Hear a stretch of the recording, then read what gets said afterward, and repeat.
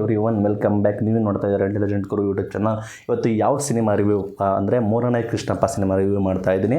ನವೀನ್ ಅವರು ಡೈರೆಕ್ಟ್ ಮಾಡಿ ರಂಗನಾಥ್ ಜೊತೆ ಸಂಪತ್ ಮೆಹ್ತಾ ಅವರು ಆ್ಯಕ್ಟಿಂಗ್ ಮಾಡಿರೋ ಸಿನಿಮಾ ಮೂರನೇ ಕೃಷ್ಣಪ್ಪ. ಈ ಸಿನಿಮಾಗೆ ಸಾಕಷ್ಟು ವ್ಯಾಪಕ ಚರ್ಚೆಗೀಡಾಗಿತ್ತು, ಸಾಕಷ್ಟು ಪಾಸಿಟಿವ್ ಆಗಿ ಕೂಡ ಬಂದಿತ್ತು. ಸಿನಿಮಾ ಆಗಿದೆ ಅಂತ ನೋಡೋಣ ಬನ್ನಿ. ಇದು ಬಂದ್ಬಿಟ್ಟು ಸಿಂಪಲಿ ಒಂದು ಡ್ರಾಮಾ ಮೂವಿ, ಒಂದು simple drama and category movie ಆಗಿರ್ತದೆ.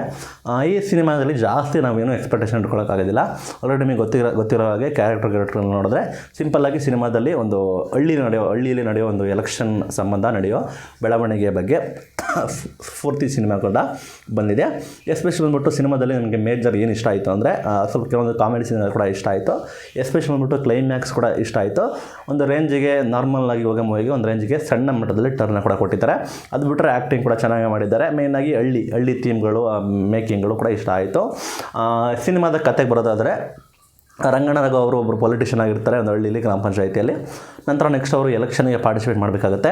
ನಂತರ ಅವರು ಫಂಕ್ಷನ್ನ ಕರೆದು ಜನರನ್ನು ಸೆಳಿಬೇಕಾಗುತ್ತೆ ಓಟ್ಗೋಸ್ಕರ. ಆ ಸಮಯದಲ್ಲಿ ಏನು ಮಾಡ್ತಾರೆ ಅಂದರೆ ಒಬ್ಬ ಸೆಲೆಬ್ರಿಟಿನ ಬರೋದಕ್ಕೆ ತಯಾರಿ ಮಾಡ್ಕೊಳ್ತಾರೆ. ಆ ಸೆಲೆಬ್ರಿಟಿ ಸಾವನ್ನಪ್ತಾನೆ.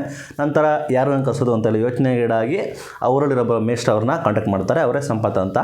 ಅವರ ಕಾಂಟ್ಯಾಕ್ಟ್ ಪ್ರಕಾರ ಸಿ ಎಮ್ನ ಕರೆಸಬೇಕು ಅಂತೇಳಿ ಅವರ ಚರ್ಚೆಗೀಡಾಗ್ತದೆ. ಅವರ ಫ್ರೆಂಡ್ ಜೊತೆ ಕಾಂಟ್ಯಾಕ್ಟ್ ಮಾಡಿ ಸಿ ಎಮ್ನ ಕರೆಸಬೇಕು ಅಂತ ಚರ್ಚೆಗೀಡಾಗ್ತದೆ. ಈ ರೀತಿ ಸಿ ಎಮ್ನ ಹೇಗೆ ಕರೆಸ್ತಾರೆ, ಸಿ ಎಮ್ ಬರ್ತಾರಾ ಇಲ್ವಾ ಅಂತೇಳಿ ಫುಲ್ ಕತೆ ಸ್ಟಾರ್ಟಿಂಗಿಂದ ಎಂಡ್ವರೆಗೂ ಹೋಗುತ್ತೆ. ಮೇಯ್ನಾಗಿ ಲೋಕಿ ಅವರು ಆ್ಯಕ್ಟಿಂಗ್ ಮಾಡಿದ್ದಾರೆ, ಸಂಪತ್ ಅವರು ಇದ್ದಾರೆ, ರಂಗನಾಥ್ ಇದ್ದಾರೆ ಗ್ರಾಮ ಪಂಚಾಯತಿ ಮೆಂಬರ್ ಆಗಿ. ಒಟ್ಟಾರೆ ಬಂದ್ಬಿಟ್ಟು ಒಳ್ಳೆ ಕಾಮಿಡಿಯಾಗಿ ಮೂಡಿ ಬಂದಿದೆ. ಅಲ್ಲಿ ಹಳ್ಳಿಲಿ ಯಾವ ರೀತಿ ನಡೀತದೆ, ಯಾವ ರೀತಿ ಇದನ್ನು ಕರೆಸ್ತಾರೋ ಇಲ್ವಾ ಅನ್ನೋದು ದಿಟ್ಟಾಗಿ ತೋರಿಸಿದ್ದಾರೆ. ಫೈನಲಿ ಕ್ಲೈಮ್ಯಾಕ್ಸ್ ಕೂಡ ಚೆನ್ನಾಗಿದೆ. ಈ ರೀತಿ ಯಾವ ರೀತಿ ರಂಗನಾಥ್ ಅವರು ಮೋಸ ಹೋಗ್ತಾರೆ, ಮೋಸ ಹೋದ ನಂತರ ಅವರು ಹೇಗೆ ಇದರಿಂದ ಹೊರ ಬರ್ತಾರೆ, ಕ್ಲೈಮ್ಯಾಕ್ಸ್ ಏನಾಗುತ್ತೆ ಅನ್ನೋದು ಕೊಟ್ಟಿದ್ದಾರೆ. ಎಸ್ಪೆಷಲಿ ಬಂದ್ಬಿಟ್ಟು ಜಾಸ್ತಿ ಎಕ್ಸ್ಪೆಕ್ಟೇಷನ್ ಇಟ್ಕೋಬೇಡಿ. ನಾರ್ಮಲಾಗಿ ಒಂದು ಫೀಲಿಂಗ್ ಗುಡ್ ಸಿನಿಮಾ ನೋಡ್ಬೋದು.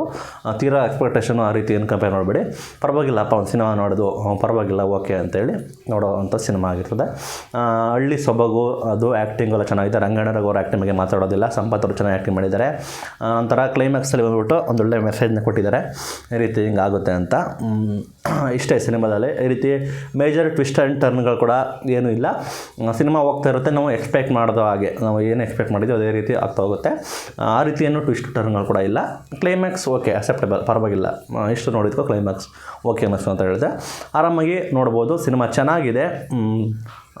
ಇದ್ರ ಮೇಲೆ ನಿಮ್ಮ ಇಷ್ಟ. ಇದು ಇವತ್ತಿನ ವಿಡಿಯೋ. Thank you.